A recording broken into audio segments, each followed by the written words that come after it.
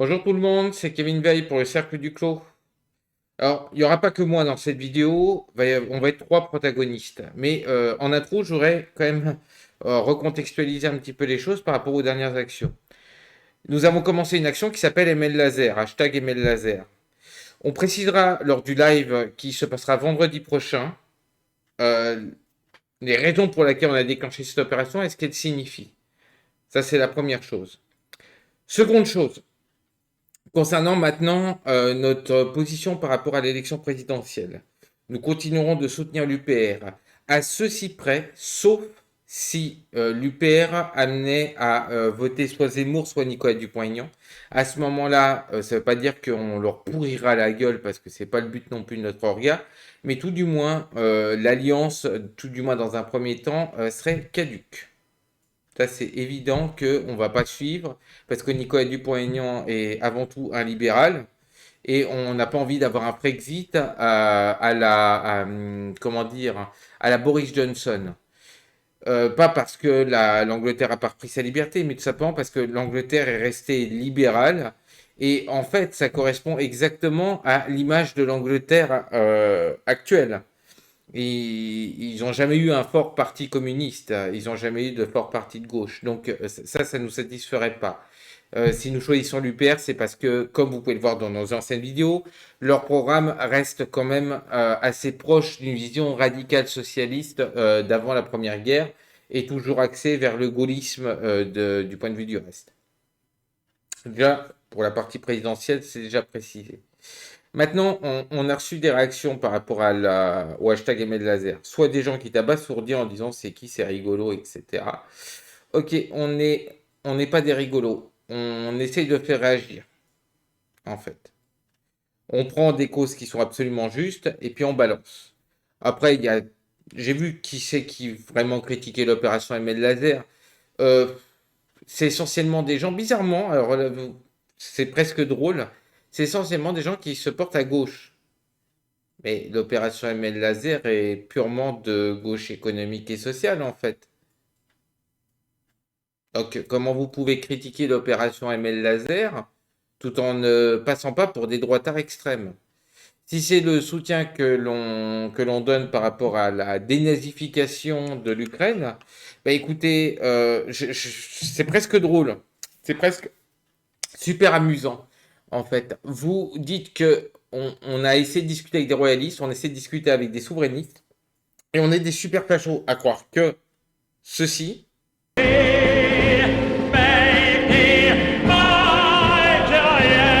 ça serait hyper facho. C'est grave dans votre tête, hein. Par contre, ça, c'est pas vraiment facho. Voilà, c'est juste une toute petite part des forces ukrainiennes. Ouais, mais attendez, ces gens-là, ils ont été intégrés officiellement à l'armée ukrainienne. D'accord? Donc on va se calmer 5 minutes. Hein? C'est grave ce que vous faites. Parce en fait, vous collaborez avec les fascistes. Et là, des vrais, hein. Par contre, j'en vois pas beaucoup d'antifa, là, pour le coup, hein. C'est-à-dire que vous êtes des tartuffes, en fait, dans l'histoire. Vous êtes des nazes. En plus, aujourd'hui, et tout particulièrement aujourd'hui, ce qui me fait rire, c'est que avant, ce qui pouvait séduire un petit peu dans l'extrême gauche, c'est le côté un peu subversif, etc. Voilà, on est anti-système, on se méfie de l'État, mais en fait, vous épousez toutes les théories de l'État, hein. Vous l'adorez, l'État, hein. Ah, vous adorez Macron, hein. J'ai jamais vu des gens autant adorateurs du système. Oh, l'extrême gauche n'existe plus, hein. Même l'extrême gauche, mais le gauchisme est devenu complètement inféodé au capital. C'est incroyable. Le complotisme, il vient pas de l'extrême droite, d'origine. À l'origine, c'est l'extrême gauche qui a propulsé ça. Que je sache, l'entourage de Mulder dans X-Files, c'est des gens qui viennent qui viennent du type 68A, hein, vraiment extrême gauche, quoi. C'est pas de l'extrême droite, c'est pas le bruit des bottes. Donc, moi, je comprends pas. En fait, je comprends de moins en moins aujourd'hui. À part si on prend la théorie qu'on défend, c'est-à-dire la théorie de la guerre de transgression, qu'on défend au niveau du cercle, qui veut que, en fait, on est dans une inversion totale des valeurs. et que en fait, on est dans une forme de miroir sombre. C'est-à-dire qu'aujourd'hui, il y a énormément de souverainistes qui nous soutiennent au niveau de l'opération ML Laser, et bizarrement, qui est réellement, alors là pour le coup, authentiquement antifasciste et authentiquement pour le socialisme et le communisme. Et par contre, de l'autre côté, on se retrouve avec des gauchistes qui vont collaborer avec les nazis ukrainiens et épouser intégralement le mondialisme. Il y a un problème. Il y a un problème. Ouais. Mais je pense que la théorie de la guerre de transgression que mène le capital pour jouer sur l'inversion des valeurs est totalement vraie. Pour le coup, vous le validez de plus en plus, en fait, nos théories. Maintenant, on va pas parler que de ça hein, au niveau de la suite là, de la vidéo. On va parler aussi de la question écologique. Et là, vous allez en prendre plein la gueule. Parce que, en fait, ce qui pourrait faire penser à vraiment que l'écologie soit une manipulation du capital, l'écologie actuelle, hein, écologie religieuse, écologie dogmatique et malthusienne, euh, en fait, on va démonter le truc. On va démonter le truc. Et ensuite, je pense qu'on va pouvoir prouver définitivement que vous êtes des gens vraiment, du point de vue économique et social, des gens qui sont de droite. Très clairement. Quant au Pecno, là, sur Twitter, là, du nouveau parti anticapitaliste qui s'appelle Ligue communiste révolutionnaire, hein, voilà, on pèse pas pour le moment, mais vous pesez quoi? Et puis la LCR, ça date de quand, sa fondation? Voilà. Nous, on est arrivé hier, hein, notre orga, il a moins d'un an, hein, d'accord? Et vous pesez quoi, en fait? Vous êtes des trotskistes qui planquaient le mot communiste, ce que fait pas, a priori, même Nathalie Arthaud avec Lutte ouvrière. Vous avez un discours moins communiste que Nathalie Arthaud. Vous êtes quoi, en fait? Et juste un mégaphone, là. Un mégaphone. Voilà votre symbole. Et maintenant, c'est toute la sphère woke. Alors qu'en même temps, sur Sud Radio, d'ailleurs, il s'interrogeait sur le wokisme capitaliste. C'est-à-dire que vous êtes les crétins de l'histoire, en fait. Vous êtes des crétins totaux. C'est-à-dire que on voit bien que l'idéologie woke a été fabriquée avec alliance avec ce qu'on appelle le gauchisme américain pour amener des entreprises à soutenir tel ou tel combat. C'est-à-dire qu'on ne sort pas de l'entreprise privée. On ne sort pas des grands groupes. Je ne parle pas des PMI-PME. Ce serait le dîner du coin encore. On pourrait se dire, bon, bah, c'est à peu près comme le cercle du clos. Voilà, il ne critique pas la petite et moyenne entreprise qui n'a rien à voir avec l'hypercapitalisme des 1%. Et dans ce cas-là, ça rejoint quand même le marxisme qui se veut que le socialisme soit la mise en commun des grands moyens de production et d'échange. Non, non, c'est des groupes tels que Ubisoft, Apple, Microsoft, etc. Vous êtes, vous êtes des pantins, les pantins objectifs du capital. Et le problème, c'est que maintenant, ça se voit quand même trop que vous collaborez intégralement avec le capital. C'est-à-dire que c'est même pas on vous trompe ou vous vous trompez, vous collaborez intégralement avec le système capitaliste mondialisé. Vous êtes d'ailleurs leur dernière ligne de défense morale. Alors, arrêtez de dire qu'on n'est pas communiste. Vous êtes les plus capitalistes rouges que j'ai vus au monde.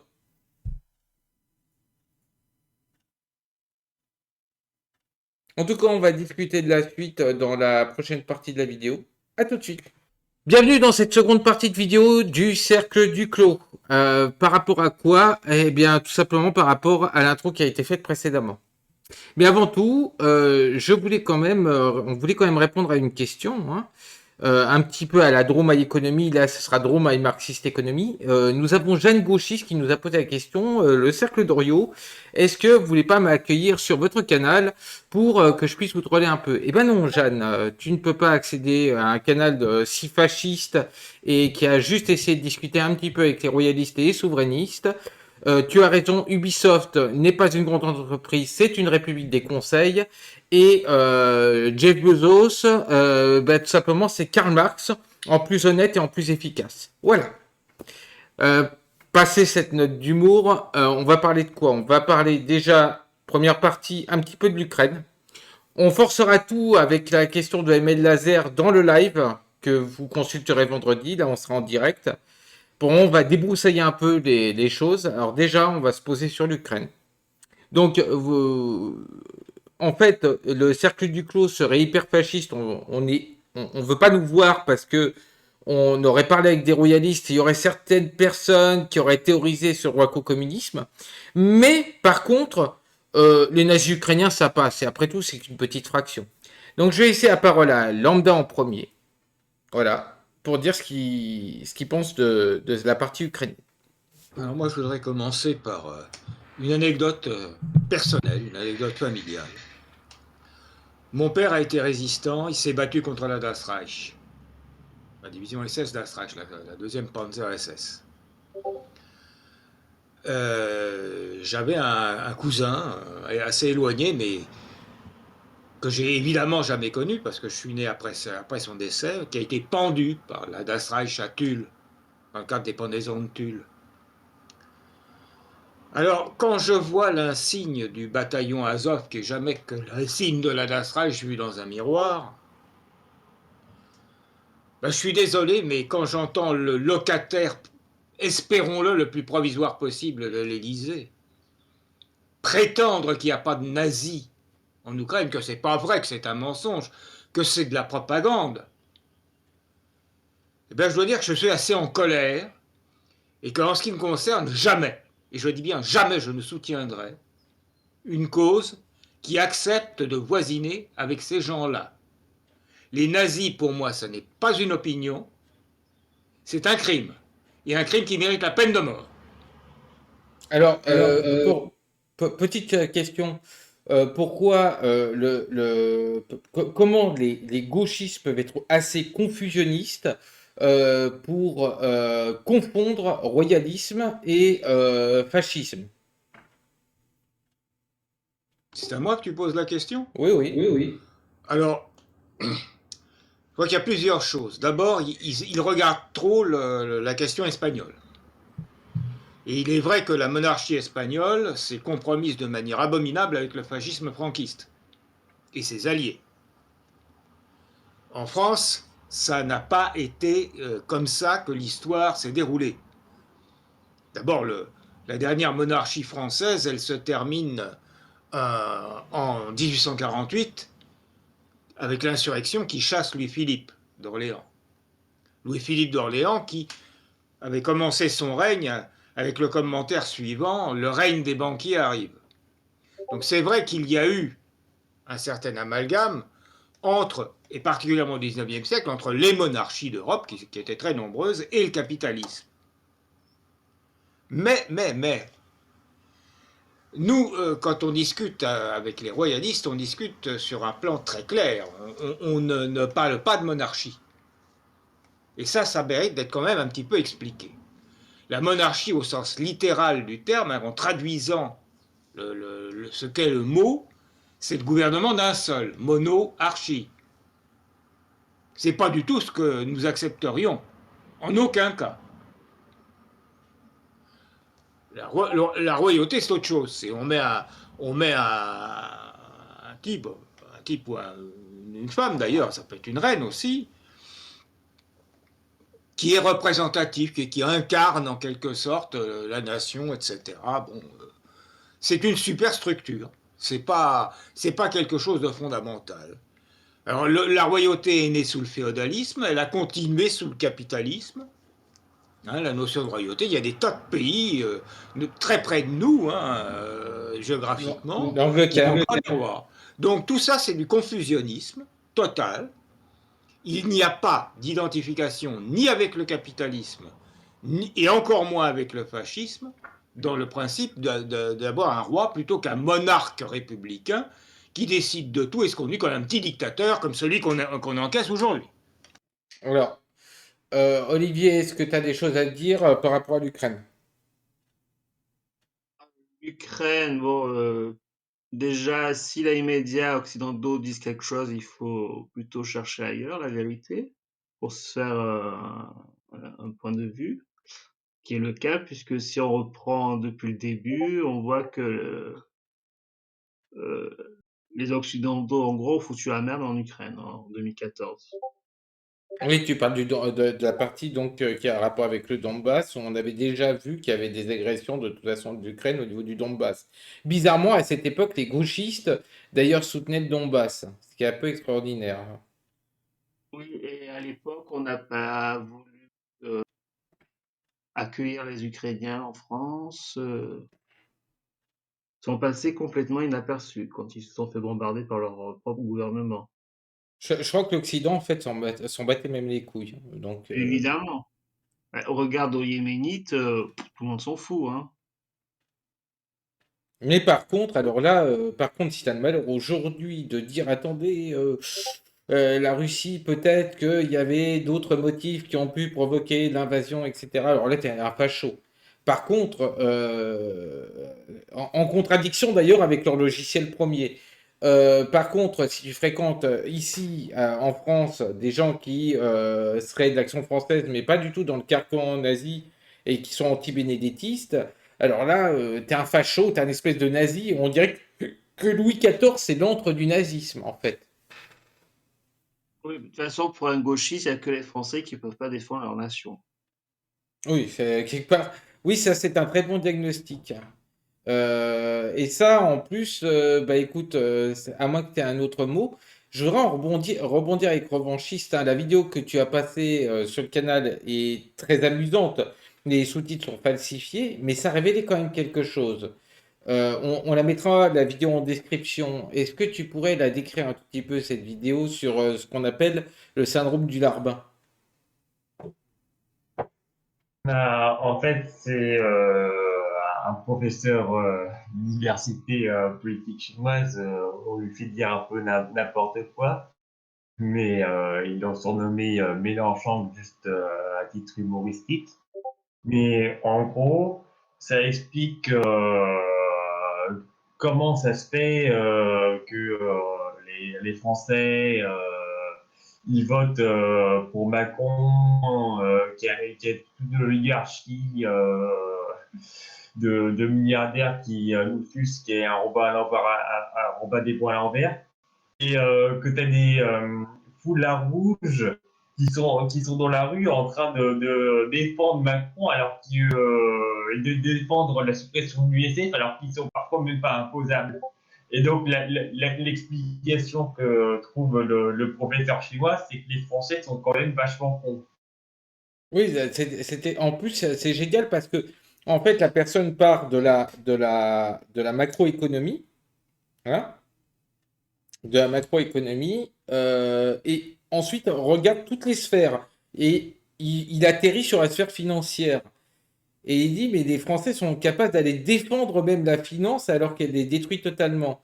Il va jusqu'à en plus dire que c'est complètement idiot de travailler plus longtemps parce qu'en travaillant plus longtemps, en fait, étant donné qu'il y a moins de postes disponibles, c'est littéralement génial. Et on vous recommande d'ailleurs de la voir, même si c'est une parodie, le mec qui a fait les sous-titres est un génie. Qu'est-ce que t'en penses sinon de l'Ukraine pour clôturer? Moi, l'Ukraine, j'étais quand on était en 2014, je venais juste d'avoir mes 18 balais, j'avais le bac, les études, j'étais pas très bien informé, et j'ai commencé uniquement à vraiment me politiser de manière sérieuse quand je me suis rendu compte que les études étaient truquées, qu'il y avait un sabotage de l'université qui était totalement infâme. Donc quand j'ai commencé à chercher les causes, donc, je suis tombé sur le PRCF, la librairie Tropique et tout ça.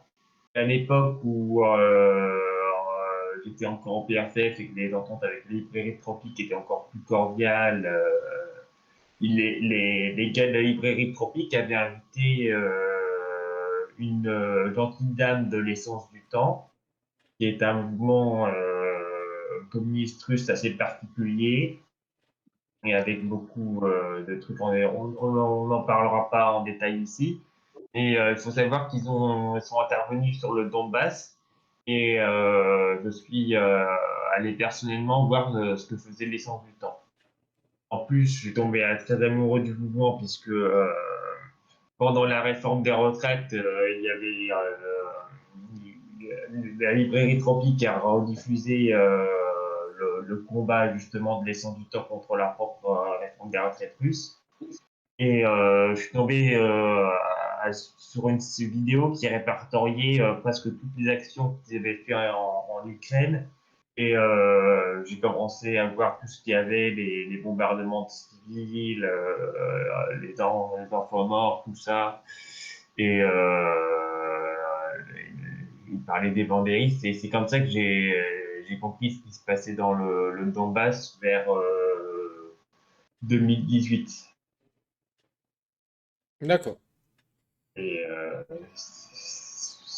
dans ce cas-là, quand on a vu ce qui se passait là-bas, je me suis renseigné plus tard, j'étais jusqu'à aller voir le point de vue d'Azov, des nazis, j'ai écouté ce qu'ils pensaient.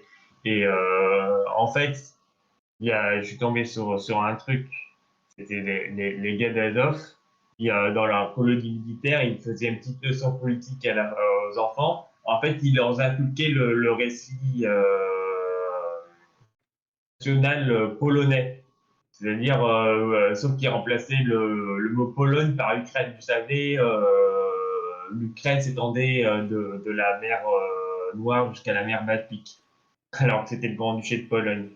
Et en fait, quand on voit les régions qui votent nazi, c'est trois petites régions à l'ouest de rien du tout qui concentrent toute la mer néo-nazie et des cathos qui sont uniquement cathos parce qu'ils peuvent pas blairer les orthodoxes. Et en fait, la plupart des Ukrainiens ont rien à voir avec ces gens-là, quoi. Faut virer toute cette partie ouest et la rendre à la Pologne et laisser les Ukrainiens en paix. L'Occident, ça leur a apporté que des misères. Mais Et en de la fait, misère et Poutine est limite un libérateur dans ce cadre-là. en fait, ce que veut tout simplement l'OTAN, c'est pas aller aider les Ukrainiens, c'est s'approprier une place forte, de toute façon emmerder la Russie. Là, très clairement, on le voit, les bases de l'OTAN se sont multipliées. Maintenant, en politique fiction, est-ce que si la Russie, parce que c'est ça aussi la question, hein, après on arrêtera sur l'Ukraine, mais est-ce que si la Russie avait dit, bon bah écoutez, au lieu d'aller faire la passe d'armes en Ukraine, nous, on va amener des plans nucléaires, plus les missiles nucléaires à Cuba et au Venezuela, qui les auraient acceptés d'ailleurs, hein. Est-ce que les États-Unis auraient si bien agi que ça?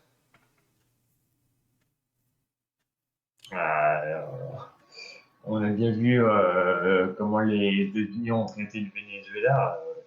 Ils ont mis à la tête Maduro, j'ai un article là-dessus, c'est Trump, personne qui avait mis la tête de Maduro à qui.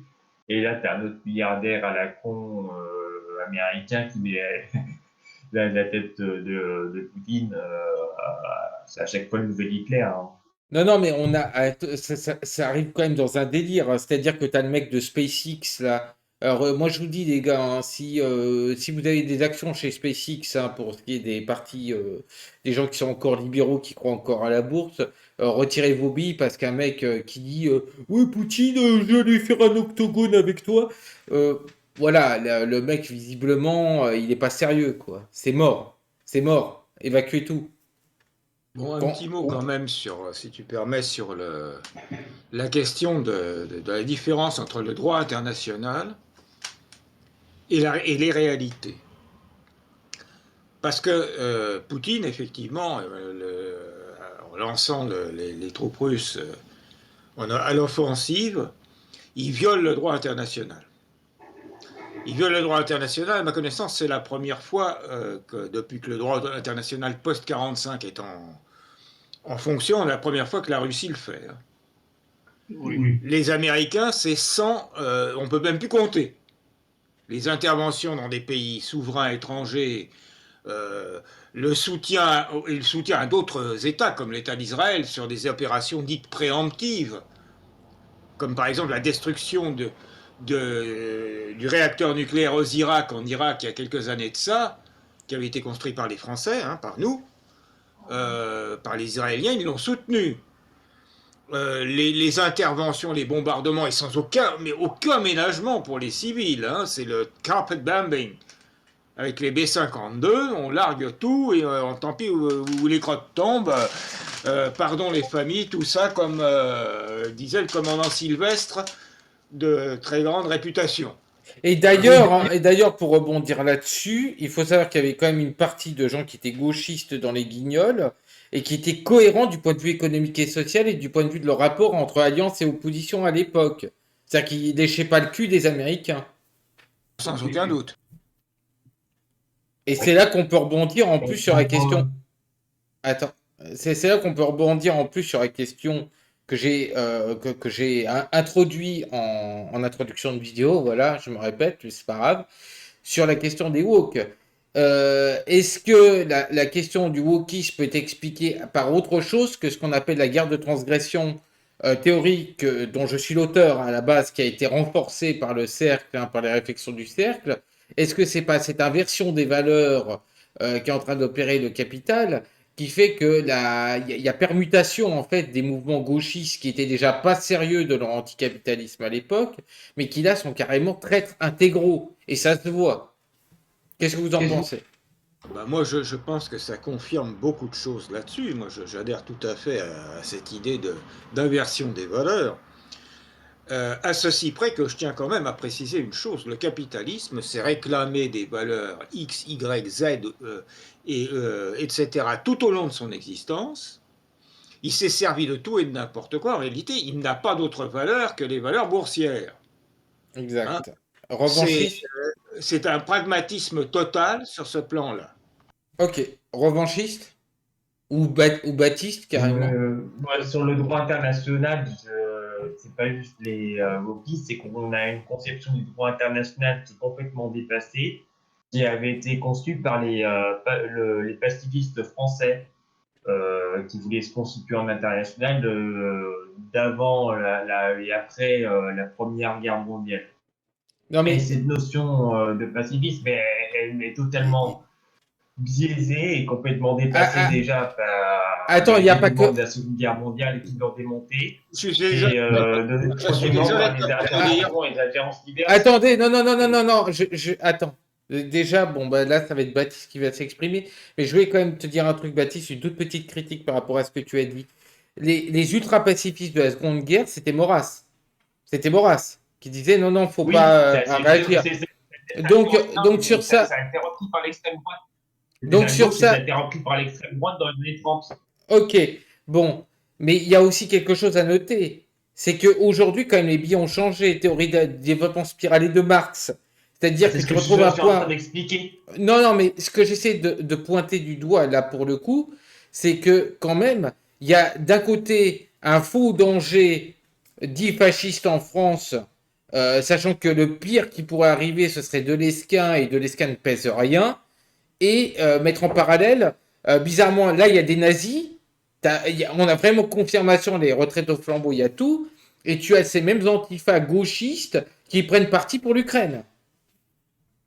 Ouais, moi, je voudrais simplement contredire un peu revanchiste, parce que les histoires de post-Première Guerre mondiale, notamment les histoires de sécurité collective, ça a été complètement balayé avec l'ONU, et l'ONU, c'est post-Seconde Guerre. Alors, le droit international, dans l'état où il est aujourd'hui, c'est pas du tout la construction Aristide Briand de sécurité collective, c'est pas la SDN, tu permets, qui s'est cassé d'ailleurs la figure remarquablement en étant dans l'incapacité d'intervenir et de faire appliquer ses principes. Ça a commencé par l'affaire du Manchukuo en 1931, d'ailleurs, avec les Japonais. Ça s'est poursuivi en 1935 avec l'intervention italienne en Éthiopie, etc., etc., etc. Donc, c'est pas ça. On part sur le droit international tel qu'il a été construit et s'est construit postérieurement à la Seconde Guerre mondiale, avec en plus la notion de droit à l'autodétermination des populations qui a été reconnue et imposée par la France de De Gaulle, notamment avec l'histoire de l'Algérie. Or, moi je constate une chose, le fameux gouvernement ukrainien, nazi-ukrainien actuel, refuse de reconnaître un référendum dont personne ne conteste la régularité en ce qui concerne l'histoire de la Crimée. Or là, visiblement, la population de la Crimée, elle s'est prononcée à une majorité écrasante pour le rattachement à la Fédération de Russie. Oui, Et ça, c'est une grande élection. je remettrai d'ailleurs la vidéo concernant la fiesta qu'ils avaient fait avec hymne national russe, etc., chanté, et la réaction de la population. Va pas falloir nous dire que tout cet ensemble de population a été juste manipulé, a été placé là de force par Poutine. Ça va être compliqué de défendre cette thèse. Mais qu'est-ce que tu en penses, revanchiste, au niveau de ce qu'on appelle l'inversion justement des valeurs là? Parce que l'extrême gauche, qui était à la base très clairement complotiste, hein, d'ailleurs, ça allait très loin. Et on le voit bien avec l'œuvre même d'X-Files dans les années 90, où tu vois pas des gens qui sont d'extrême droite, tu vois juste des gauchos à cheveux longs. Aujourd'hui, j'ai l'impression qu'aujourd'hui, ils ont gardé le look, mais en fait, c'est les meilleurs défenseurs du capital et du système. Concernant les antifas à Nantes, sûrement. Après, j'ai des canals, lui, à certains gauchistes et anards, c'est la position du PRCF, c'est genre ni Poutine ni Ukraine, c'est le minier qui veut rien dire et qui est un peu trop facile. Est-ce que tous les Et impérialismes après la Seconde Guerre, on l'a vu, est-ce que tous les impérialismes se valent à tenter? Je suis d'accord que l'impérialisme allemand, quand il est nazi, l'impérialisme américain, il est quand même un peu moins pire. Enfin, c'est à voir. Mais le truc d'intervention américaine en Allemagne, on va pas reprocher aux Américains d'avoir justement fait la guerre à l'Allemagne nazie.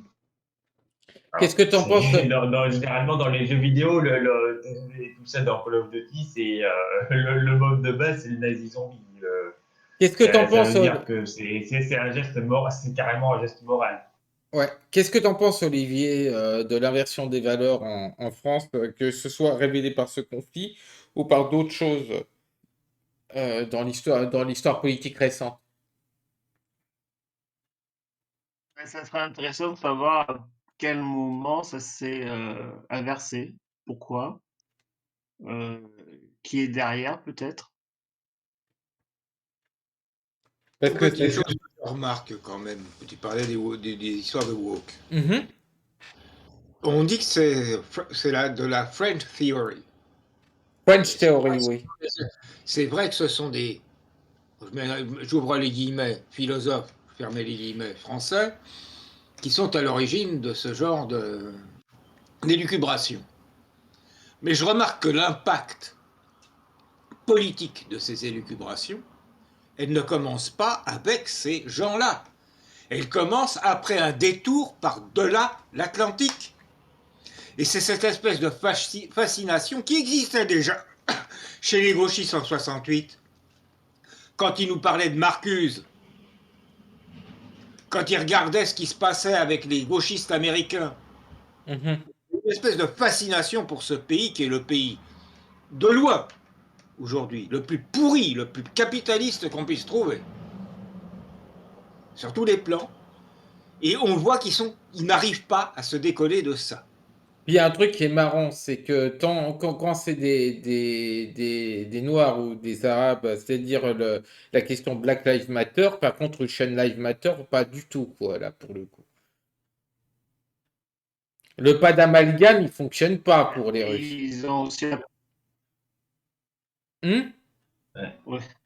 Ils ont la particularité aussi de transporter l'histoire américaine en France. Au même moment, en France, on avait Gaston de Monnerville, hein, qui était président du Sénat, Ah alors oui. que les Noirs américains étaient discriminés. Ouais, Mais mais en France, tout le monde s'en foutait, c'était normal. oui, mais pourquoi? Alors là, ça me fait Oui, rire. Parce que en Allemagne, il faut quand même noter, et ça a été publié de toute façon sur Twitter, et je vous laisserai rechercher la source, parce qu'on en a, je veux bien sourcer, on veut bien sourcer un peu, mais essayer de rechercher un peu les sources. Et, de toute façon, c'est quelque chose qu'on avait tweeté avant. ça va quand même loin, c'est-à-dire que l'Allemagne, y compris avec la question du Covid, avait certaines vitrines de boutiques avaient les non-vaccinés sont indésirables, mais tu as la même chose dans une clinique allemande qui disait s'il y a des Russes qui sont malades, nous on les prendra pas en charge. Bravo, bravo, on en est à là. Oui. Et bizarrement, tout le monde en a rien à foutre de Russian Lives Matter. C'est-à-dire que tous les Russes, faut les dégager, hein. Ah oui, oui, oui, oui, oui, c'est un scandale. Comme Euh, xénophobie, C'est le retour des années 30. Comme disait Pagani, tous les ennemis et tous les boucs émissaires, ça amalgame avec le retour du fascisme. Dans les années 30, c'était le juif bolchevique socialiste machin bidule, on a amalgamé tout. Et là, en fait, c'est l'anti-vax gilet jaune pro-Poutine. Alors après, je Ou voyais, le russe, je devrais voilà. faire après, je voyais un Jadot. non vacciné russe interdit. Ah, ça s'est mal passé ta voix là pour le coup, Olivier. Répète. Je disais, il faudrait faire une boutique avec interdit aux non vaccinés aux Russes. Oui, on en est Pour carrément à là. montrer. La problématique aujourd'hui, c'est que dans le même carcan, et ça va faire aussi un petit peu dénoncer de comment est né, par exemple, sont nés les mouvements écolos. C'est Jadot, là, au moment du débat avec Zemmour, j'ai trouvé que c'était bien avec Zemmour, oui, oui, c'était avec Zemmour. C'était hallucinant, le gars, il disait, moi j'ai confiance dans l'Europe, sans trop dénigrer la France et tout en la dénigrant, mais il disait qu'il fallait faire une forme de fusion franco-allemande. Alors que les Allemands reprennent leurs bonnes vieilles habitudes, tantôt impérialistes et très fascisantes, y compris par rapport aux non-vaccinés. Mais aussi par rapport Parce que le coût des marques sur les boutiques, hein, on se souvient d'où ça vient. Donc, l'alliance franco-allemande où la France se fait sodomiser, en même temps l'Allemagne reprend ses vieilles habitudes, le mec, il est énorme, quoi. C'est carrément de la haute trahison. Ça, c'est la fascination des européistes français envers l'Allemagne. C'est encore des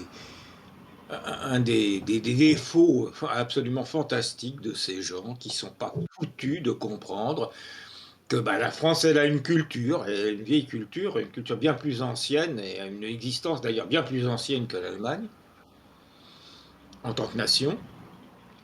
Et se dire, on n'est pas fichu d'inventer. Bah si, on est fichu d'inventer un mode de vie, on est fichu d'inventer d'un certain nombre de choses. Et il faut se rappeler que, alors ça je ne sais pas si c'est toujours vrai aujourd'hui, compte tenu des bouleversements économiques effectués par Macron et consorts, mais le travailleur français, qui était celui qui avait travaillé le moins longtemps, qui avait le plus de jours de vacances, etc., dans les pays développés, c'est aussi curieusement celui qui est le plus productif. Donc on voit comment on manipule les choses et comment on fait croire aux gens un certain nombre de choses. L'Allemagne, bah, l'Allemagne est en train de se casser la gueule. Elle est en train de se casser la gueule, ça fait des années, bien qu'elle soit en meilleur état que nous maintenant. Mais elle est en train de se casser la gueule. Et s'ils ont moins de chômeurs, c'est peut-être aussi parce qu'il y a les jobs à 400 euros forcés. Oui, bah, vous voyez bien que le coût du RSA avec les 20 heures. Alors moi, je vous dis, c'est très clair, hein. Vous savez ce qui va se passer immédiatement? Eh ben, moi, si j'étais patron, hein, il faut toujours se mettre à la place du haut du panier des 1%. Qu'est-ce que je vais prendre? Un mec qui est employé au SMIC ou je vais virer le gars au SMIC et prendre deux personnes au RSA? Ben, je vais prendre deux personnes au RSA, c'est beaucoup plus rentable. Par contre, cette mécanique a quelque chose de vicieux. Si on fait un généralise à tout ça, à ce moment-là, et ça, c'est les PMI-PME qui peuvent le dire, hein. J'en parlais avec un gars qui fait de la piscine, hein. Bon, vous inquiétez pas, il fait pas des usines à gosses, hein. Il fait juste des piscines. Les gens, comment ils vont se payer les piscines en fait ensuite? C'est-à-dire que en fait mon pote là, il est incapable de négocier avec un fournisseur de matériaux, lui dire tu vas faire moitié prix des matériaux. C'est pas jouable, c'est pas réaliste. Donc on voit bien que le système, il va à un moment exploser. Parce qu'il est perclus de contradictions. Il faut toujours payer les gens moins, mais ensuite, qui c'est qui va les acheter, mes produits?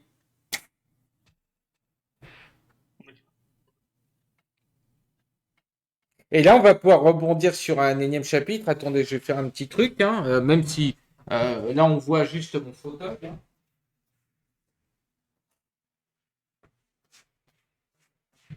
Voilà, pas besoin même de couper. Vous avez vu la dernière vidéo avec Gérondeau qui a tendance même à confirmer nos théories sur ce qu'on appelle écologie et capitalisme. Donc avant que je donne nos suppositions globales du cercle, est-ce qu'il y a quelqu'un qui veut se charger de donner l'historique de ce que je vais appeler maintenant, moi, de ce que je vais appeler la secte écologiste? Comment elle est née? Parce que ce serait intéressant de savoir d'où ça vient. Quelqu'un? Elle est née justement d'un amalgame, elle est née de la fois des gauchistes, genre Jacques Ellul, et de l'extrême droite française, par exemple le ruralisme de Pétain, c'est la ferme de Raby. Raby vient du ruralisme de Pétain. On est d'accord. Sur le plan idéologique, tu as tout à fait raison. Et tout ça, ça vient de là.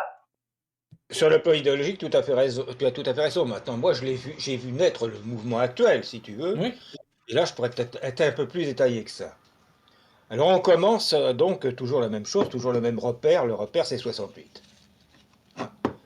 Et dans fin des années 60, début des années 70, commencent à se manifester les histoires écologiques. Alors, d'abord, à l'époque, comme c'est un mouvement qui effectivement se situait à l'extrême gauche, c'est un mouvement qui va critiquer avant tout l'industrie, hein, les industriels à l'époque. À cela s'ajoute le nucléaire, avec quelque chose qui d'ailleurs va se poursuivre d'une manière systématique chez les écologistes, politiques, hein, qui est la confusion entre l'outil et la personne qui détient l'outil. Alors, il est bien évident que là, tu as le nucléaire qui sort. Alors, c'est la critique du nucléaire. Et en plus, l'absence totale de réelle culture scientifique. Parce que l'armement nucléaire, c'est une chose, les explosions nucléaires, c'est une chose. Une centrale atomique, même les pires saloperies qu'on peut aujourd'hui remplacer par une autre filière, d'ailleurs, qui est beaucoup moins dangereuse, elle n'explose pas. C'est pas possible. C'est pas une bombe, une centrale nucléaire. Bon.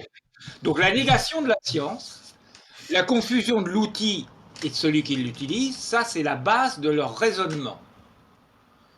Et au fur et à mesure que ça va progresser, que ça va être intégré, y compris par les politiciens dits de droite, on va glisser de cette condamnation des grands pollueurs à une pseudo-responsabilisation de chaque citoyen. Et ça amène au malthusianisme. Qu'est-ce que c'est le malthusianisme? C'est le refus du développement. C'est les croissances zéro. Alors la croissance zéro, il faut savoir que c'est une idée du Club de Rome, dont l'un des plus célèbres membres était Giscard d'Estaing. C'est vous dire si c'était un club de gauche. Hein? Et le malthusianisme, il a un gros défaut.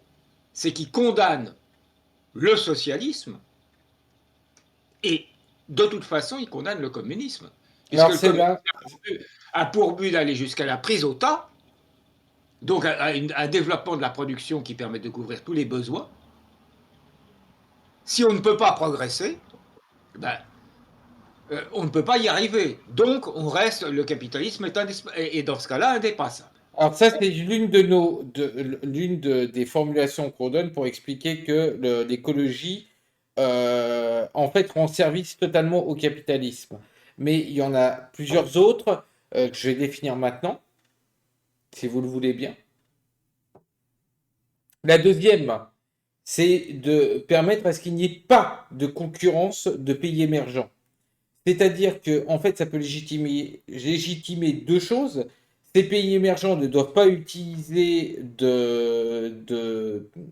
d'énergie fossile pour se développer, donc ne jamais atteindre un niveau industriel, voire post-industriel, tout simplement parce que ce serait mauvais pour la planète. On peut même légitimer des guerres par rapport à ça, puisqu'on dirait, on va dire, oui, mais c'est l'intérêt de toute l'humanité, donc si vous les utilisez, nous, on vous fera la guerre de toute façon à ce que vous arrêtiez.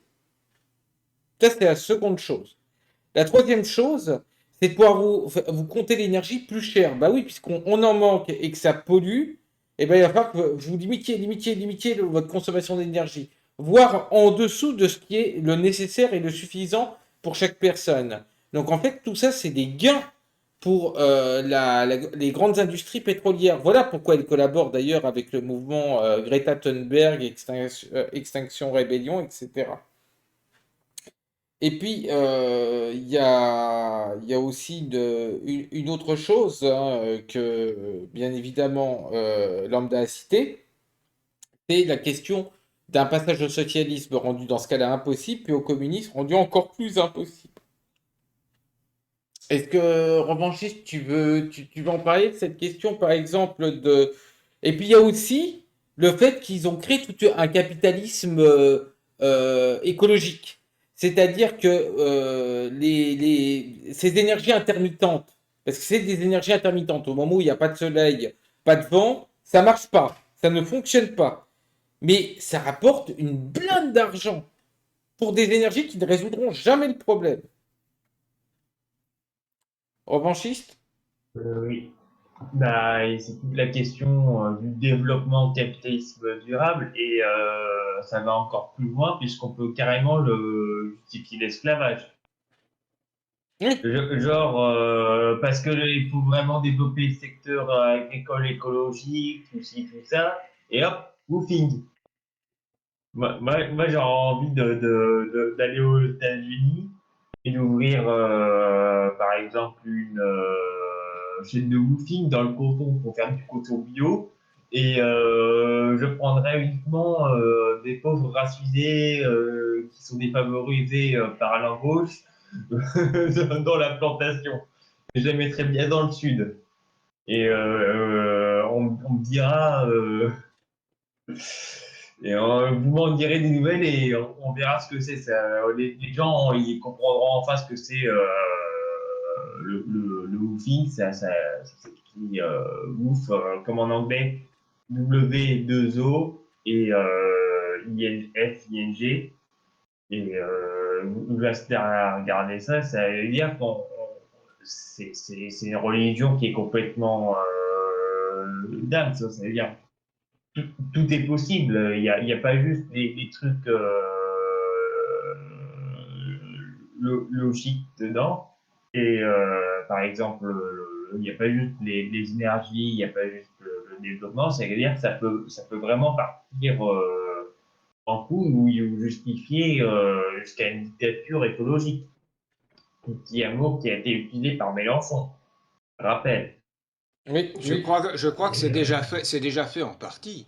Ce qu'on nous prépare avec les zones à faible émission, en condamnant les gens qui n'ont pas les moyens d'avoir un véhicule extrêmement récent en permanence, on va empêcher les gens de rentrer dans les villes moyennes, on va empêcher les gens de rentrer dans les grandes villes et dans la banlieue des grandes villes. Il y a aussi autre chose. C'est vraiment de la discrimination sociale. Il y a aussi autre chose. Alors, dans le même temps, si tu permets, dans le même temps, le capitalisme exige le libre-échangisme, et le libre-échangisme, ça nous conduit à avoir des délocalisations. Les délocalisations, ce sont des milliers de porte-conteneurs sur les mers qui, eux, brûlent du carburant. Et ce carburant, c'est du fioul lourd. C'est pas l'essence des voitures. Et dans le fioul lourd, le CO2, là, je m'en fiche, parce que ça c'est de la blague, le CO2. Hein, c'est une plaisanterie. D'autant plus que si le climat se réchauffe, il y aura plus de végétation. Et la végétation, justement, absorbe le CO2. Il faudra définir aussi autre chose. S'il te plaît. Or, ces porte-conteneurs, ils crachent du dioxyde de soufre. Il ne faut pas croire que parce que c'est sur les mers que ça ne vient pas sur les continents. Le transfert dans nos pays du transport des marchandises, du train qui peut être, lui, servir de l'énergie électrique, vers la route qui use du pétrole automatiquement. C'est totalement à l'encontre de ce qu'on nous raconte. Mais ça profite. Hein? Il ne faut pas oublier que, par exemple, vous payez, chers amis, vous payez une subvention indirecte aux transporteurs routiers. Parce que dites-vous bien qu'ils ne payent pas les impôts en rapport avec ce qu'ils dégradent du patrimoine routier. Et je ne parle pas des accidents. Donc vous payez, on vous a dit pendant des années, vous subventionnez la SNCF, qui était la propriété de tous, puisque c'était nationalisé. Hein? Mais aujourd'hui, on ne vous dit pas, vous subventionnez les transporteurs routiers, qui polluent énormément. Ça, on ne vous le dit pas. Et pourtant, c'est une réalité. Bon. Donc c'est de l'écologie de fantaisie. On voit bien que chaque fois que c'est le capital qui y a intérêt, eh ben, l'écologie, il s'assoit dessus, hein, la pollution, il s'assoit dessus. Par contre, on fait payer la note, sans d'ailleurs aucun progrès réel sur le plan de la qualité de l'atmosphère, par exemple, on fait payer la note aux pauvres cons, trait d'union, tribuables. Par contre, Gérondeau, parce que je crois que c'est Gérondeau, hein, le nom du type. Oui, Gérondeau, je m'en méfie quand même un petit peu, si tu permets. C'était le conseiller en sécurité routière de Giscard d'Estaing, merci la limitation de vitesse. Et c'est un libéral. Oui, c'est un libéral. Ce qui est intéressant, c'est qu'il lui-même, même étant libéral, a une critique, sur des bases scientifiques d'ailleurs, de la pseudo-écologie politique. Oui, Gérondeau, on peut s'en méfier par certains côtés, mais en même temps, ce qu'il dit est quand même souverain. Quand vous avez le GIEC qui vous dit, oui, ça va être entre 1 et 6 degrés, c'est comme si je vous disais, demain, il peut y avoir entre 1 et 300 000 morts. C'est à peu près l'écart type. C'est à peu près ça. Je voudrais aussi souligner une chose, parce que ça a été dénoncé en ce qui concerne les histoires du GIEC. Le GIEC se fonde sur des chiffres qui sont des relevés des stations météo terrestres. L'ennui, c'est que si on regarde l'historique, sans regarder si autour de ces stations météo, la situation locale n'a pas changé, tout est faux. Supposez qu'il y ait eu en 1960, par exemple, une station météo qui soit dans plein champ, il n'y avait rien autour, bon. Et puis aujourd'hui, il y a des usines tout autour. Vous imaginez bien que l'atmosphère locale, elle va être réchauffée par l'activité qui est à côté. Et puis il y a aussi... Ça ne va pas être leur reflet. En revanche, l'ancien directeur de la NASA avait dit, et là c'est les satellites qui piquent les températures dans les océans, et là l'environnement reste le même, que depuis 1998, en réalité, les océans se refroidissaient. Et puis il y a la question aussi de ce qu'on appelle les optimums. Vous savez qu'il y a eu un optimum romain, il y a eu un optimum médiéval. On est peut-être à un optimum aujourd'hui, mais les optimums ne durent beaucoup moins longtemps que les parties de glaciation. À voir ça. Ah oui, parce que si on se tape, c'est pour ensuite se taper une glaciation durable, en attendant, les prix du carburant, ils auront déjà monté. Donc là, c'est la douille, hein, par contre. Parce que si la fin de l'optimum survenait, je sais pas, dans 5 ans, je peux vous dire que le froid fait beaucoup plus de mal qu'un petit excès de chaleur. Non, Évidemment. voilà, tout part en couille et on se demande ce qui reste à ce moment-là de revendications en disant on est écolo donc on est de gauche. Non, vous êtes de la droite la plus libérale du monde, du monde. Et en fait, les capitaloges ont parfaitement compris que l'écologie c'était rentable. En fait. Et aussi posez-vous une question, on va sortir de Gérondeau. Imaginez qu'il y ait vraiment une catastrophe à venir. Imaginez que le GIEC dise la vérité. Mais ça fait un moment qu'ils auraient bazardé le capitalisme. Vous êtes malades, ces mecs-là qui constituent les 1% ne veulent pas mourir non plus. Donc, imaginez, vous avez une catastrophe, la planète risque de devenir une étuve. C'est-à-dire que ces gens-là vont le subir aussi. Donc, ils couleraient leur système. Ils diraient non, il faut trouver un truc complètement différent. Voilà, faut arrêter les délocalisations, faut relocaliser tout, et très rapidement. Vous voyez qu'on a voulu des centrales nucléaires en France, ça allait très vite, hein, au moment où De Gaulle a piqué des culs pour que ça aille vite. Donc, s'il y avait vraiment une catastrophe, vous inquiétez pas, il se bougerait le cul. Ouais. Je crois qu'il Là, faut parler des centrales nucléaires, justement. C'est très important, parce que c'est vrai qu'on pourrait euh, améliorer la situation avec non mais, l'utilisation du nucléaire. Le gros problème. Alors, première chose, les fameux accidents nucléaires qu'il y a eu. Dans tous les cas, c'est une faute humaine. C'est pas une faute technique, c'est une faute humaine. Three Mile Island, dont peu de gens se souviennent aujourd'hui aux États-Unis, c'est le capital, avec ses œuvres bien comprises et habituelles, les mesures de sécurité minimales. Tellement minimales qu'elles deviennent insuffisantes. Tchernobyl. Tchernobyl, dans une société soviétique en déliquescence, parce que c'était l'aboutissement du sabotage du socialisme soviétique par les nomenclaturistes, et une connerie absolument inexplicable d'un ingénieur nommé directeur de la centrale qui veut pousser un essai jusqu'au déraisonnable sur une vieille centrale. Fukushima. Alors, un pays qui est soumis à des raz-de-marée terribles, les tsunamis, et au lieu de prendre le tsunami le plus fort connu et d'y ajouter un certain pourcentage, mettons 20% de hauteur de vague supplémentaire pour être sûr que ça ne bouge pas quand on construit une centrale sur pilotis, eh ben non, on prend le tsunami moyen, parce que évidemment ça coûte moins cher. Et puis ensuite on s'aperçoit que des piscines qui servaient à neutraliser les éléments radioactifs étaient surremplies, toujours mesure pour gagner plus d'argent. Et on a Fukushima. Fukushima, c'est le capital. Voilà. Donc, la première leçon, il ne faut pas laisser au capital la maîtrise des centrales. Et les centrales ne supportent pas la recherche du profit maximum. Bon. Deuxième chose, on a, et on sait, les Chinois commencent à vouloir l'utiliser. le thorium.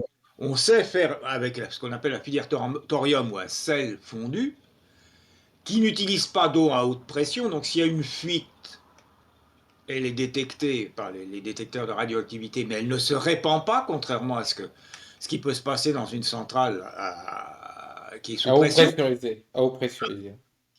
Oui, qui a une forme de pression, eau pressurisée. Deuxièmement, alors c'est un avantage et un désavantage à la fois, parce que c'est un avantage parce que ça ne produit pas de plutonium, donc impossible de faire des bombes avec les déchets de ces centrales-là. Impossible de produire du plutonium. Donc elle pourrait se répandre dans le monde entier, y compris dans les fameux pays émergents et les pays sous-développés dont tu parlais tout à l'heure. Mais ça n'est pas une de... attendez, pour préciser au niveau du thorium, ce n'est pas à l'origine une technologie chinoise. C'est une technologie occidentale qui avait été mise au point. Je ne sais pas si vous savez pourquoi, mais pour faire des avions nucléaires, pour faire des avions qui pourraient rester tout le temps en l'air.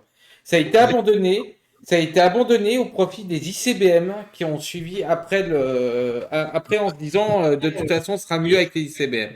Mais je crois qu'il faut aller jusqu'au bout de la démonstration, parce que les déchets de ces centrales, c'est toujours des centrales à fission. On n'est pas encore à la fusion qui, elle, ne produirait pas de déchets. Mais ces centrales à fission, elles produisent des déchets qui ont, je crois, 200 à 300 ans de vie dangereuse.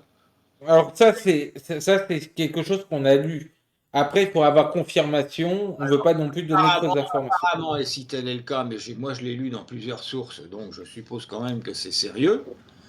Ça veut dire que n'importe quel géologue un peu sérieux est capable de prévoir des endroits qui sont sûrs pour les 2 à 300 ans à venir, contrairement à ce qui se passait avec les centrales actuelles qu'on a, parce que là, ça se chiffre en millions d'années, et on sait très bien, si on remonte quelques millions d'années en arrière, on a les volcans d'Auvergne qui étaient en activité. Bon, donc là, c'est pas possible de prévoir. Donc on a tout intérêt à utiliser ça. Et alors, dernier, cerise sur le gâteau, les déchets dangereux, justement, qui ont des millions d'années de vie dangereuse, eh bien, ils peuvent servir de carburant à ces centrales. Autrement dit, on peut les retraiter directement, s'en servir directement, et par conséquent éliminer un danger potentiel qui existe aujourd'hui. De toute façon, il y aura une technologie qui vient remplacer au moment où ça sera au point.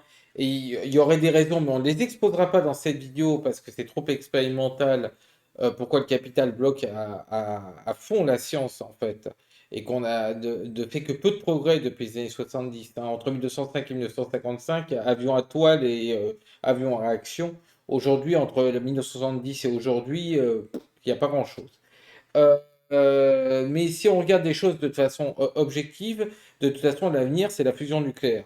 Donc, pour ce qui est de la fusion nucléaire, ça, on en parlera peut-être beaucoup plus tard.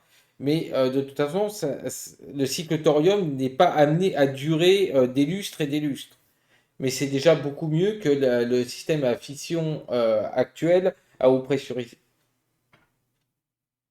Mais la dernière question qu'on va tous aborder, c'est un avis beaucoup plus philosophique sur la question pourquoi les dernières vidéos de Droma économique, sur la vidéo avec Gérondeau, qui n'avait rien d'extraordinairement méchante, hein, c'est-à-dire que j'ai vu aucun argument, moi personnellement, qui faisait dire il dit n'importe quoi parce que si, parce que ça. Non, c'était il dit n'importe quoi et ce monsieur est dangereux. On est dans le stade de la religion, on est dans le stade de l'hérésie à quelque chose. Moi, ma théorie, c'est que les gens sont tellement foncés là-dedans et on leur a tellement dit limiter le fait de faire des enfants, faites ci, faites ça dans leur vie, comme des bons moutons qui suivent une religion pour le coup, tout en n'ayant pas étudié s'ils y croyaient vraiment ou pas. J'ai l'impression qu'ils défendent leur point de vue purement religieux et qu'en fait, faute de vivre pour quelque chose de plus grand qu'eux, c'est la seule petite chose qui leur reste dans leur vie. Donc ils sont obligés, cette doxa écologiste est obligée, à l'obligation d'avoir raison. Parce que sinon, je pense que leur vie s'écroule. Mais de toute façon, c'est une religion, hein. Le réchauffement climatique, c'est l'enfer pour eux. L'image de la grosse chaleur. D'ailleurs, ils n'expliquent pas pourquoi le climat actuel serait l'idéal. Pourquoi il faudrait surtout pas le changer. Est-ce que... Et si on imagine 5 minutes que, imaginons, tout d'un coup, je sais pas, dans 10, 15, 20 ans, ce qui devait arriver n'arrive pas, et qu'en fait tout soit faux. Je crois que c'est déjà le cas, hein. Ouais, mais t'imagines le choc? C'est-à-dire que t'auras toute une jeunesse qui aura vécu que pour ça, et tout d'un coup, y a rien qui se passe. Moi, il y a une chose surtout que je constate, hein, et je suis d'accord avec Olivier, c'est important aussi de le souligner. Cette croyance est vraiment, c'est une croyance, ce n'est plus du tout de la logique. Parce qu'on sait très bien que les prévisions catastrophistes du GIEC, elles se sont jamais, jamais, jamais vérifiées. C'est pas la première fois qu'ils prolongent des courbes n'importe comment. Ça, c'est la manie. D'ailleurs, ça tient du remplacement de la science qui implique la vérification d'une théorie par l'expérience à l'utilisation à outrance des mathématiques. Hein. Alors, les mathématiques, c'est un outil, c'est pas une matière en soi, et ça n'a jamais prouvé quoi que ce soit en soi. Hein. Donc, qu'est-ce qui se passe? Eh ben, on prolonge les courbes, c'est facile, hein. On prend une règle et puis on tire un trait, et on voit jusqu'où ça va. L'ennui, c'est que ça ne fonctionne jamais comme ça. Et ça veut dire qu'on se fout de notre gueule, il faut dire les choses très, très clairement là-dessus, et qu'il faudrait peut-être que les gens commencent à entendre un peu cette réalité, réalité qui joue pour l'écologie, qui joue pour tout un tas d'autres choses d'ailleurs. Hein. Moi, je peux clôturer pour le moment sur l'écologie, pour moi, hein, par une dernière phrase. Quand bien même ce qu'on dit actuellement serait de la merde. On n'y comprend rien. Admettons, on n'y comprend rien. On est débile. Mais alors pourquoi vous dites qu'en permanence, soit pour le type dont on vient de parler ou pour nous, pourquoi on définirait ces gens-là sont dangereux? Mais en quoi on est dangereux puisque c'est simplement une confrontation d'opinions, une confrontation d'une pluralité d'opinions qui peut être soit scientifique, soit simplement d'opinion pure? En quoi ça serait dangereux de parler dans ce cas-là? Si vous êtes sûr de vos trucs, en fait, on ne représente aucun danger. Je vois pas en quoi ça serait dangereux, je vois pas pourquoi il faudrait pas laisser parler tout le monde, en fait. Ben, quand on sait qu'on laisse parler un certain nombre de gens qui déraillent complètement et que c'est prouvable en plus de manière claire, nette et précise, dans d'autres domaines, en particulier les woke, bon, on peut se poser effectivement la question de la légitimité de ce genre d'intervention. Hein. Bon. De plus, moi, il y a une chose que moi, oui, on est dangereux, oui, on fait croire qu'on est dangereux, non pas qu'on soit dangereux pour la planète ou pour convaincre les gens, non, on est dangereux parce qu'on remet en cause une doxa qui arrange les maîtres du monde. Les maîtres du monde, ce sont les 1% du capital.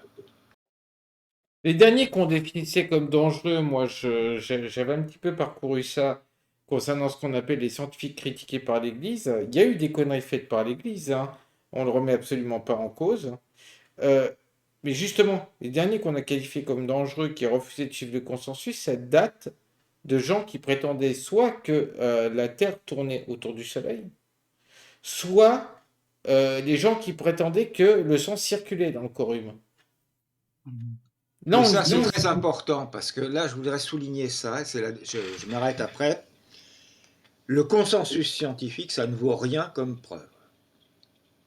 Le fait qu'une majorité de scientifiques, à un moment donné, partagent des théories, et eux savent, pour ceux qui sont sérieux, eux savent que ce ne sont que des théories, c'est-à-dire qu'ils pensent que c'est ça, et ils recherchent dans cette direction en pensant que ça ne vaut rien. Là, les trois quarts des grandes découvertes révolutionnaires de la science se sont faites contre le consensus en question. quelque chose à dire, Olivier? Oui, je voulais dire que si vous observez, on est passé du réchauffement climatique au dérèglement climatique.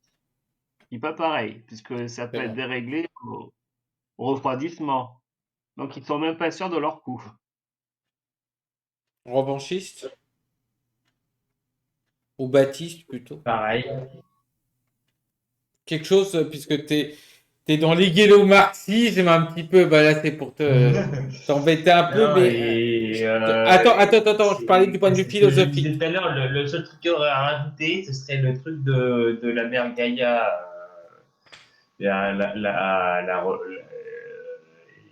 Bon, bah, tout est dit, hein, c'est de la religion, c'est de l'hérésie. Et, bon, bah, les gens, ils ont l'impression de se sacrifier pour quelque chose de plus grand qu'eux, et on leur a vendu le truc.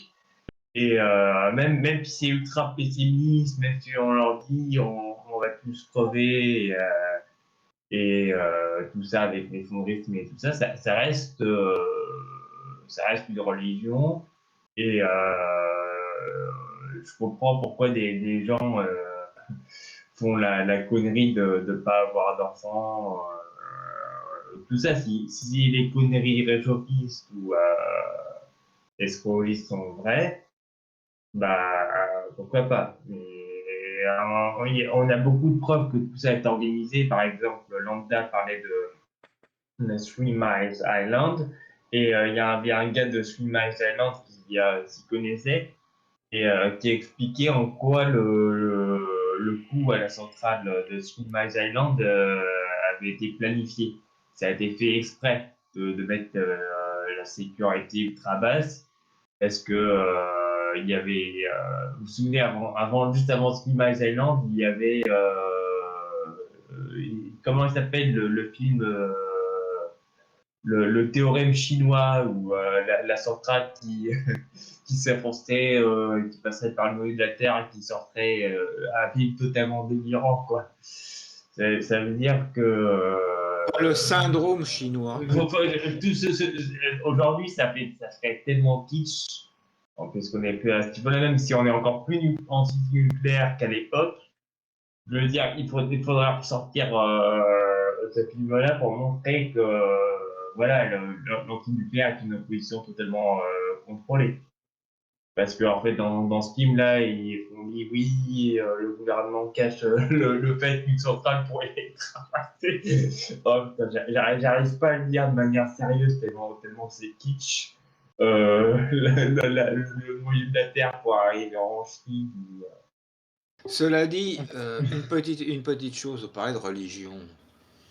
Il y a quand même un retour à des religions très anciennes, très Oui, c'est une forme considérées pendant de... très longtemps comme dépassées complètement, hein. Le Gaïa, c'est aussi la Pachamama des Incas, hein. La terre-mère et cette personnification d'un tas de cailloux, qui est quand même quelque chose d'assez extraordinaire, de ce retour en arrière. Oui, oui. Progrès. Je pense qu'on va pouvoir clôturer, je pense, cette vidéo. De toute façon, elle est assez longue. Je n'ai pas vu la timeline parce que j'en suis assez éloigné pour des raisons de perturbation sonore par rapport au PC. Donc, sauf s'il y a des données extrêmement importantes que vous avez à rajouter. Rien. Ah, on va Non, non. clôturer. Si, Si. sur le royalisme, j'aimerais préciser. Oui. La confusion avec le royalisme fasciste est compréhensible du fait de la partie bénédictine de la F et de ce qu'a été le royalisme dans la seconde moitié du XXe siècle, et avec aussi par exemple les monarchies grecques, et pas juste la monarchie espagnole et d'autres monarchies en Europe, même s'il y a des monarchies qui sont un peu moins pires, comme par exemple la monarchie, certaines monarchies scandinaves Il y a qui ont aussi, résisté. il y en a Mais il aussi une faudrait pas monarque oublier un britannique. truc. Oui, la britannique, oui, britannique. Il faudrait pas oublier un truc. C'est quand même la plus grande résistance face au libéralisme. C'est pas au départ, c'est pas le mouvement socialiste qui a été saint-simonien, très utopiste naissant. C'est pas forcément les hébertistes, c'est aussi Lamartine. Lamartine, l'histoire de la Gironde, l'histoire des Girondins, on le doit à Lamartine. Faudrait que certains gauchistes n'oublient pas ça, et que Lamartine, il n'était pas contre une république. Lors de la Seconde Guerre publique, il a participé. Ok. Voilà, c'est tout ce que j'avais à dire. Ben écoutez, c'est très bien. Et ben là, vous voyez qu'il y a deux autres membres du cercle là qui ont rejoint cette discussion. Il y en aura encore plus, je pense, et on ose espérer lors du live vendredi. Et puis surtout, on sera en direct. Là, la vidéo fait plus d'une heure. J'espère que vous aurez le courage. Et si vous avez eu le courage de regarder toute cette vidéo complètement, ben, on vous en félicite, honnêtement. Mais il y a quand même des informations cruciales, y compris qui précisent nos positions. On ira beaucoup plus sur nos positions et notre programme à nous. Qu'est-ce qu'on ferait si on était au pouvoir dans le live, y compris l'opération Aimé Laser est un prélude justement à la présentation de ce programme et de ce manifeste. Passez une bonne journée. Également. Et on vous Bonne souhaite journée à tous. à À tous une bonne plus. journée et à plus.